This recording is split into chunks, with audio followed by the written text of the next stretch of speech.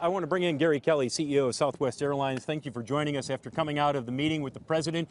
Give us a summary of what you talked about, because this meeting went on longer than you expected. It was very great, very good meeting. We talked to the president and his staff. It was a very engaging dialogue. It was very much focused on tax reform, regulatory reform, but primarily infrastructure investment, both for air traffic control and the airport. So I was very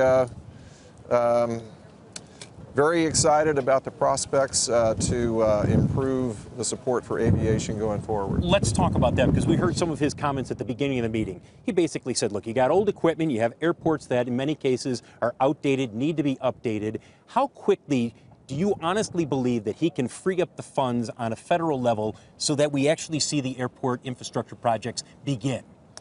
I have no idea. You know, at this point, what is exciting is that aviation has the attention of the administration, I think more than any that I've worked with, and that's very exciting.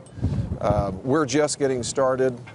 I'm hopeful that over the next 60 to 90 days that working with his staff, we can come up with some actionable items. But today was a very general discussion and nothing very specific.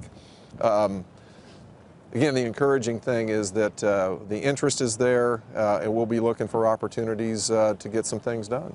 Was the discussion, did it ever come around to talking about the growth of the Gulf Airlines, the Persian Gulf Airlines, and the concern that a lot of domestic carriers have about that traffic and what it might be doing to domestic airlines? Well, the focus was solely on tax reform, regulatory reform, and infrastructure investment. Did he give you a homework assignment? All the CEOs, did he say, I want to meet again, let's say in 60 days, and talk a little bit more, and you tell me what you need specifically? Yes, and mainly he turned to Gary Cohn to lead that effort, and so among the trade association that Southwest is a member, I'm sure we'll have some committee assignments and get to work on that punch list. A lot of people are concerned that you have a passenger facility charge. All airports have it right now.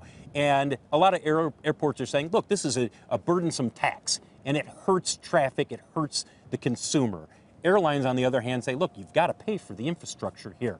Could we see that go up, that somebody could be paying more in terms of that PFC charge in the future? Oh, no, I think the airlines are very much aligned with consumers. The industry is heavily taxed, overtaxed. 21% of every ticket goes to taxes and fees. So there's plenty of money out there. We just need to make sure that the money is directed to aviation and spent very wisely. So no, we don't want more taxes. If anything, we want less. And I'm hopeful that that'll be a part of the discussion of overall tax reform. Hey there, thanks for checking out CNBC on YouTube. Be sure to subscribe to stay up to date on all of the day's biggest stories. You can also click on any of the videos around me to watch the latest from CNBC. Thanks for watching.